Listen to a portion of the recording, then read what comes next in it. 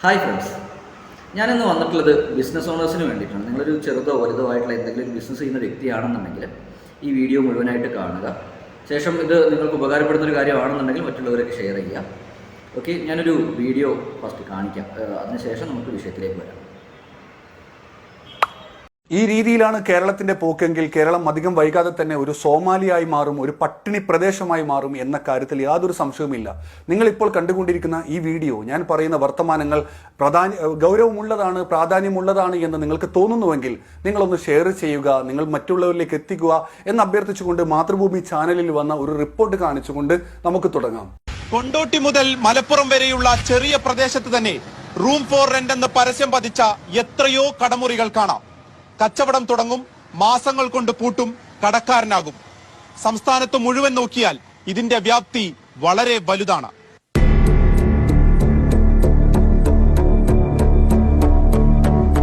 നമ്മുടെ കേരളത്തിന്റെ പച്ചയായ യാഥാർത്ഥ്യമാണ് മാതൃഭൂമി ചാനൽ പറഞ്ഞു വെക്കുന്നത്. നിങ്ങൾ കേരളത്തിന്റെ അങ്ങോളം ഇങ്ങോളം ഒന്ന് സഞ്ചരിച്ചു കഴിഞ്ഞാൽ കാണാൻ സാധിക്കുന്ന ഒരു ചിത്രമുണ്ട്. ഫോർ റെന്റ് എന്ന് പറയുന്ന ബോർഡ് നിങ്ങൾക്ക് ധാരാളമായി കൊണ്ട് കാണാം. അതുപോലെ തന്നെ കട കാലിയാക്കൽ വിൽപ്പന എന്ന് പറയുന്ന ബോർഡ് നിങ്ങൾക്ക് ധാരാളമായി കാണാം. 50% വിലക്കുറവിൽ ഇതാ വിറ്റ് തീർക്കുന്നു എന്ന് പറയുന്ന ബോർഡുകൾ ധാരാളമായി കൊണ്ട് കാണാം. നമ്മുടെ നാട്ടിലെ വ്യാപാര സ്ഥാപനങ്ങൾ നേരിടുന്ന അതീവമായ പ്രതിസന്ധിയുടെ സൂചക ബോർഡുകളാണ് നമ്മൾ കാണുന്ന ആ ബോർഡുകൾ എന്ന് പറയുന്നത്.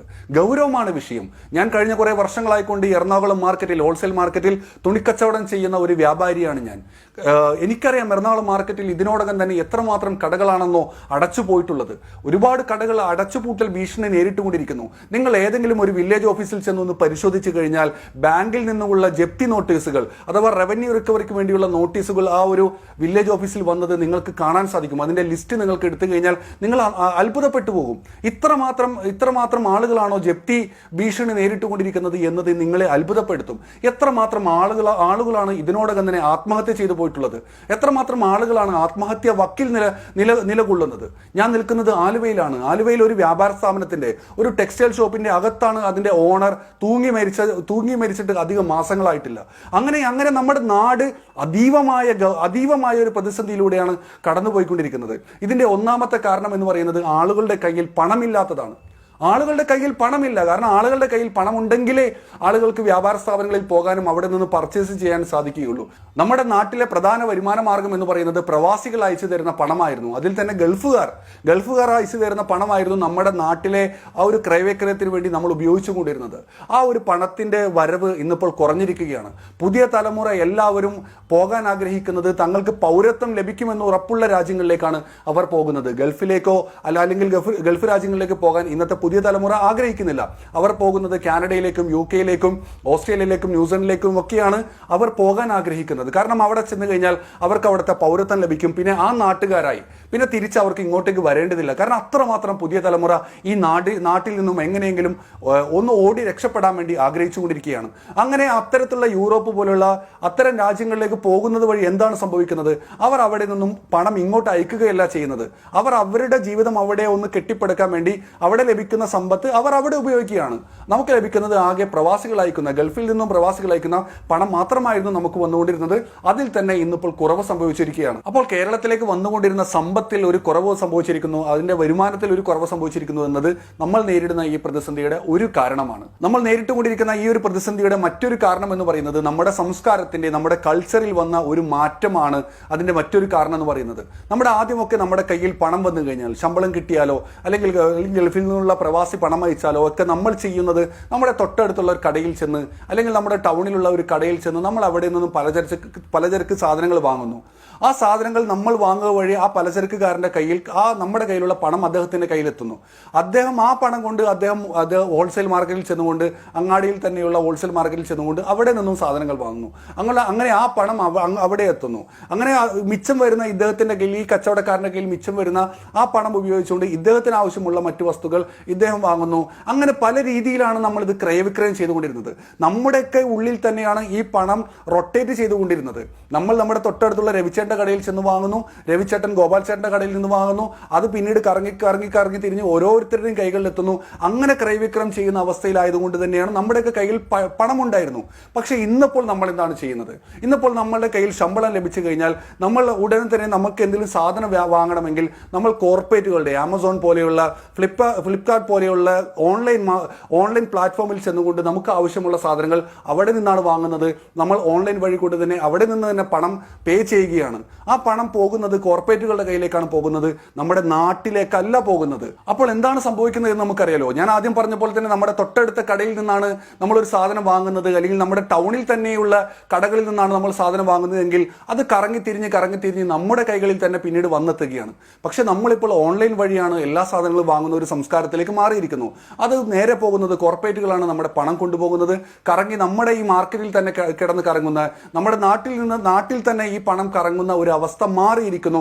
അത് നമ്മുടെ ഈ ഒരു പ്രതിസന്ധിയുടെ ഒരു കാരണമാണ്. മറ്റൊന്ന് എന്ന് പറയുന്നത്, നമ്മുടെ നാട്ടിൽ ഇന്നിപ്പോൾ മുളച്ചു പൊങ്ങിക്കൊണ്ടിരിക്കുന്ന കോർപ്പറേറ്റ് ഭീമന്മാരാണ് മറ്റൊരു കാരണം എന്ന് പറയുന്നത്. നമുക്കറിയാം, ഇന്നിപ്പോൾ ഒരു വ്യക്തി ഒരു പലചരക്ക് കട തുടങ്ങണമെന്ന് ആഗ്രഹിക്കുമ്പോൾ അദ്ദേഹത്തിന് പ്രതിസന്ധിയായിക്കൊണ്ട് തൊട്ടടുത്ത് തന്നെ റിലയൻസ് മാർട്ടുകൾ വരികയാണ്. നമ്മൾ നമ്മുടെ കയ്യിലുള്ള പണം ആ റിലയൻസ് മാർട്ടിൽ കൊണ്ടുപോയി കൊടുക്കുന്നു. അത് നേരെ പോകുന്നത് കോർപ്പറേറ്റ് ഭീമന്മാരുടെ കൈകളിലേക്കാണ് പോകുന്നത്. ഇനിയിപ്പോൾ ഒരു വ്യക്തി ഒരു മെഡിക്കൽ ഷോപ്പ് ഇടുക എന്ന് വിചാരിക്കുക.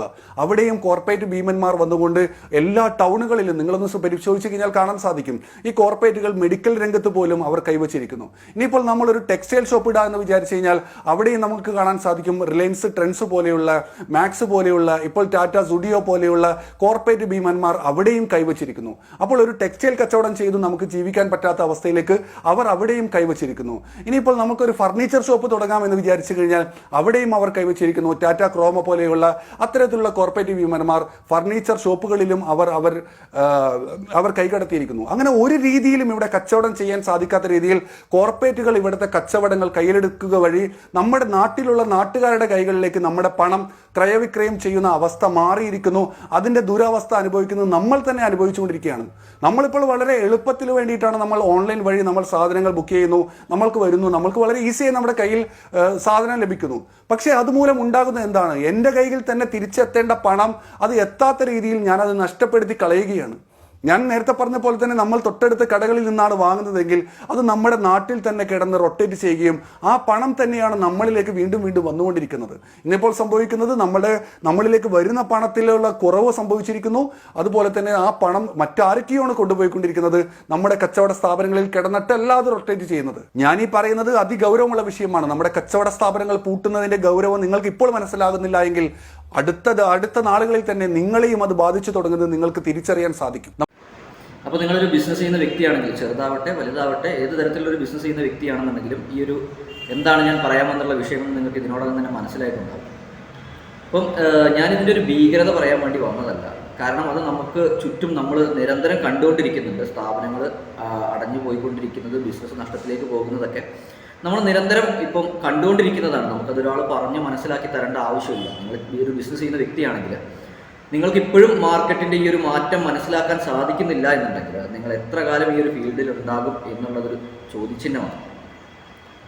സോ നിങ്ങൾക്ക് നിങ്ങളുടെ ബിസിനസ് നിലനിർത്താൻ ആഗ്രഹിക്കുന്ന ഒരു വ്യക്തിയാണ് എന്നുണ്ടെങ്കിൽ ഈ പറയുന്ന കോർപ്പറേറ്റ് ഓൺലൈൻ ബിസിനസ് സ്ഥാപനങ്ങളോടുകൂടെ കിടപിടിച്ചാൽ മാത്രമേ ഇനിയുള്ളൊരു കാലത്ത് നിങ്ങൾക്ക് ബിസിനസ് മുന്നോട്ട് കൊണ്ടുപോകാൻ സാധിക്കുകയുള്ളൂ.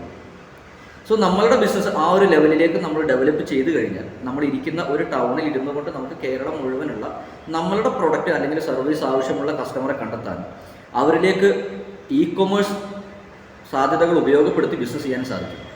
നിങ്ങൾ എന്ത് പ്രോഡക്റ്റ് സെല് ചെയ്യുന്ന ഒരു വ്യക്തിയാണെന്നുണ്ടെങ്കിലും നിങ്ങൾക്ക് ഇ-കൊമേഴ്സ് പ്ലാറ്റ്ഫോമിലേക്ക് വന്നു കഴിഞ്ഞാൽ പ്ലാറ്റ്ഫോമിലേക്ക് വരാനും അതുപോലെ ഡെലിവറി അടക്കമുള്ള ഓർഡർ ജനറേഷൻ, ഡെലിവറി അടക്കമുള്ള എല്ലാ സപ്പോർട്ടും നൽകിക്കൊണ്ട് ഒരു ഇ-കൊമേഴ്സ് ആമസോൺ, ഫ്ലിപ്കാർട്ട്, സ്നാപ്ഡീൽ പോലെയുള്ള ഒരു സ്ഥാപനം വർക്ക് ചെയ്യുന്ന സെയിം പാറ്റേണിൽ നിങ്ങൾക്ക് നിങ്ങളുടെ ബിസിനസ് ഓൾ കേരള ഡെവലപ്പ് ചെയ്യാനും വളർത്തിയെടുക്കാനും ബിസിനസ് നിലനിർത്താനും സാധിക്കും. ബിസിനസ്സിൽ മാർക്കറ്റിൽ വരുന്ന മാറ്റങ്ങൾക്കനുസരിച്ച് മാറ്റങ്ങൾ സ്വീകരിച്ചാൽ മാത്രമേ നമ്മുടെ ബിസിനസ് നിലനിർത്തി നമുക്ക് കൊണ്ടുപോകാൻ കഴിയുള്ളൂ. അതും ഈ ഒരു ഇത്രയും കോമ്പറ്റീഷൻ ഉള്ള ഒരു കാലഘട്ടത്തിൽ. സോ നിങ്ങളുടെ ബിസിനസ് ഓൺലൈൻവൽക്കരിക്കാൻ താല്പര്യമുള്ളവർ, ഇത് സാധ്യതകളെക്കുറിച്ച് അറിയാനും എന്താണ് നമ്മുടെ സിസ്റ്റം എന്ന് അറിയാനും താല്പര്യമുള്ളവർ താഴെ കൊടുത്തിരിക്കുന്ന നമ്പറിൽ കോൺടാക്ട് ചെയ്യുക. ഇത് നിങ്ങളുടെ ബിസിനസ് ചെയ്യുന്ന ഒരു സുഹൃത്തിന് സപ്പോർട്ട് ആവുന്നുണ്ടെന്നുള്ള ഒരു കാര്യമാണെന്ന് നിങ്ങൾക്ക് തോന്നുന്നുണ്ടെങ്കിൽ വീഡിയോ മാക്സിമം ഷെയർ ചെയ്യുക. നമ്മുടെ നാട്ടിലുള്ള ബിസിനസ് സംരംഭങ്ങൾ നിലനിർത്തിയാൽ മാത്രമേ ഇവിടെ ഒരു സാമ്പത്തിക വിപുലീകരണം സാധ്യമാവുകയുള്ളൂ. Thank you.